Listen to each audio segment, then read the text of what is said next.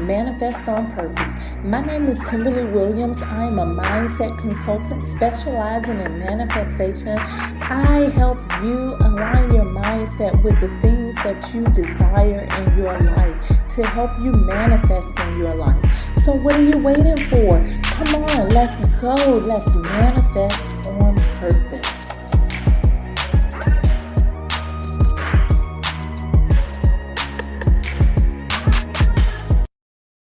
Why does the same thing keep happening to you over and over again?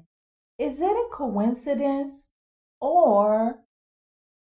Hello, and welcome to the Manifest on Purpose Mindset Show. Happy Monday. This is conversation number 56. Today, I'm going to be talking about the conditioning mind. This is another function of the mind. I am your host, Kimberly. I am a mental alchemist. I help you transform your mind so that you can manifest the very best version of yourself. Thank you so much for being here. Thank you for inviting your friends and family. And thank you for subscribing here and on the website at manifestonpurpose.net. The God in me loves the God in you. It's about time for a girls' night. Come on out and chill with me at the In Her Growth Circle Sip and Chill session. This is going to be on July 31st. This is an introduction to the In Her Growth Circle. It's an information session. You can sign up for this session on the website at manifestonpurpose.net. I am so excited about seeing you there. If you're interested in the weekly blog, make sure you subscribe at manifestonpurpose.net so that you can get the weekly blog. One of the most painful questions you can ask a domestic violence survivor is, why did you stay? Another painful question is, why didn't you do this? Or why didn't you do that? Questions like this can be just as painful as the abuse, because at some point you begin to wonder again if it was all your fault. I should know. I am a survivor. There's one story, though, that I remember vividly. I know of a lady that was abused by her husband, who was partially paralyzed and in a wheelchair. What makes good people stay in bad situations? You are going to get 2 lessons today. One in understanding domestic violence and one in the conditioning mind. Most abusers in a domestic violence setting doesn't start off as a monster, otherwise they wouldn't attract their prey. They start out by being gentle, sweet, and protective to draw in a host. They remain this way until they have their host wrapped around their fingers. Then, ever so gradually, the aggressiveness creeps in. It may start as a little jealousy, which may be a little flattering to you at first. Instead, it gets worse. Dripping water hollows out stone, not through force, but through persistence. Ovid. When you see good people stuck in bad situations, it's not because they enjoy it or because they are weak. It is because that person is conditioned. Another way to say conditioned is programmed. Madam Subconscious loves repetition. If you want to get her attention, repeat it. The more you repeat it, the more it pushes to the forefront of your mind and the more impact it has on your life. Think of physical training. You can't just go to the gym one day and expect to be a bodybuilder or your ideal weight. You have to train continuously. It's the repetition that creates change. Madam Subconscious is there to help you create reality of what you want. And she does it in a way to help you save time. When you repeat experiences, thoughts, and emotions, The subconscious mind collects that data, assuming it is what you really want, and saves it so that it can become an automatic function for you. That first few trips to the gym may be hard, but as you continue to go, you create an automatic response to it, also known as a program. Once you form the habit to go to the gym, you don't have to consider, should I go? Should I stay at home today? You just do it. It has become a part of your routine. You can also see this in your drive to work or to the market. If you go the same way each time, you don't have to think about which street you should turn down next. It's already programmed in your mind. It has become an automated function. And because you didn't have to focus on it, you can focus on other aspects of the drive. Programming can work either way. It's good for tasks such as tying your shoe or learning your ABCs. You don't have to learn those things all over again. It's already automatically programmed in your mind. This can be useful for you for things that you need to do. But you must understand it puts your mind on autopilot. In other words, the plane is flying, but the pilot is not in it. This means the more automated you become, the less mindful you are of what's happening in your life. That's something to think about. A lot of stagnancy comes from automatic programs that you may not even know exist. All of the things recorded in your subconscious mind has the potential to become an automatic program. When those recordings replay over and over again in your mind, you are programming it to become an automatic function. That's what happens with the abuse. When it is replayed over and over, it becomes automatic to you. Your subconscious mind copies your repetitive responses to it so that you may not even be aware of it after a point. It's nothing new to you anymore. It begins to feel normal in your life.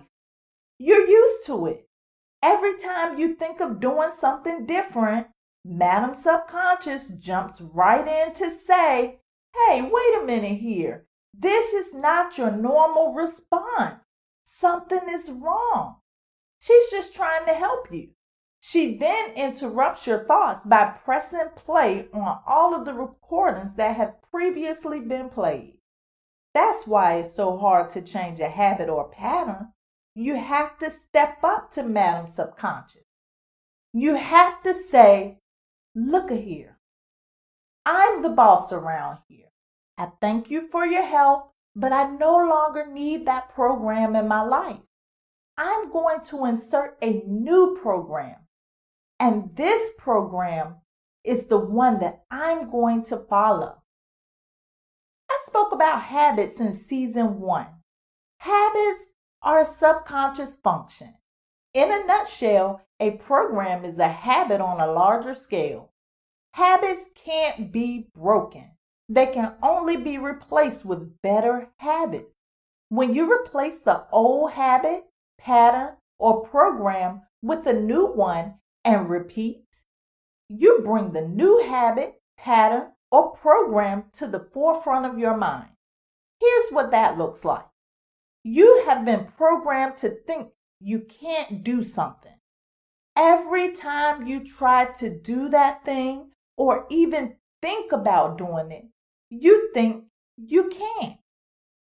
Each time this happens, say you can instead and go out and try to prove it to yourself. When you continue to repeat this cycle, you will develop confidence in what you can do. And most importantly, you create a new I can program. Another thing you can do is find stories of other people that are just like you that have achieved what you thought you couldn't do. This sometimes will boost your confidence and motivate you to go after that thing that you thought you couldn't do. Another important thing you can do to push past your programming is to be mindful in every aspect of your life. Mindfulness is simply focusing on what you are doing when you are doing it. Use it with tasks as simple as washing your hands, or driving to the market, or to your job. Try something different. Think of why you are doing it and how it makes you feel. Mindfulness is really reminding yourself what you are doing and why you are doing it. That's very important because only approximately 5% of what you do is conscious. This means only 5% of what you are doing in your life is something that you're aware of. The rest of your functioning, yep, you guessed it, is automatic. The plane is on autopilot. That's the true meaning of the phrase, life is just happening to you. That is why you feel stuck. And that is why the same things keep happening to you over and over again. To unstuck yourself, become aware of the patterns in your life. Look to these patterns to discover which ones are holding you back. Once you find it, it will lead you to the experience that is at the root of that pattern. You can't rid yourself of that experience, but you can change your perception of that experience by looking for how that experience has helped you grow, or the lesson you've learned from that pattern or program. Then create a new pattern or program that counteracts that one and utilize it every time the old pattern shows up again. Do this over time with all the patterns that hold you back. Dripping water hollows out stone, not through force, but through persistence. Ovid. Domestic violence is a program, pattern, or cycle all in itself. Most of the individuals impacted by this catastrophic storm don't even know that the storm has been brewing until it's gotten way too deep. I should know. I am a survivor. Because it is a cycle, I want you to know that it's conditioning and programming. You can get through it. The first step to overcoming is awareness, recognizing that cycle. Once you know the problem, you can move toward a solution. The solution is reprogramming. This requires that you stay aware and start conditioning your mind with better programs. It takes a lot to get to that step of awareness because the abuse didn't happen overnight. It takes time to heal. If you or anybody you know is impacted by domestic violence, whether verbal or physical, don't go through it alone. Get help. Call the domestic abuse hotline.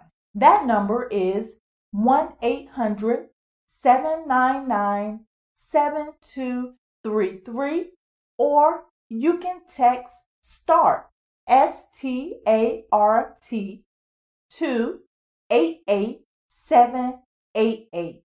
And I'll put that information down in the bottom. Don't give up. You can get through this. And you can also reach out to your local authorities, but get help from someone. Don't try to do it alone. There are many types of programs running through your mind. Some really helps you, while some holds you back. A program is what you have been conditioned to do. Another word for condition is trained or influenced. This comes through repetition. There is good news. The good news is you can change your mind. I call that mental alchemy. You start this process by being aware of what you are doing and why. This will lead to discovering any outdated programs and allow you to push forward by creating new ones. There's no coincidence in why the same things keep happening to you over and over again. Your mind, the conditioner, has trained you how to continue getting the same results over and over again. This is your call to action. If you feel like there's negative patterns that are holding you back from getting you what you want, get in the driver's seat on the plane. Take the plane off autopilot. You become the captain of the plane. Guide that plane in the direction of your intended destination. I love you to life. This is how you manifest on purpose. Let's prepare for today's meditation. If you are driving, this is not the time to meditate. If you are not driving, please find your sacred space. It's that place that's comfortable to you, that's safe, distraction free. It's the place in which you can relax in and focus on your breathing. In today's meditation, I want you to recognize some of the patterns in your life that may be holding you back. Once you recognize those patterns, begin to change your perception of the experience. Enjoy your meditation.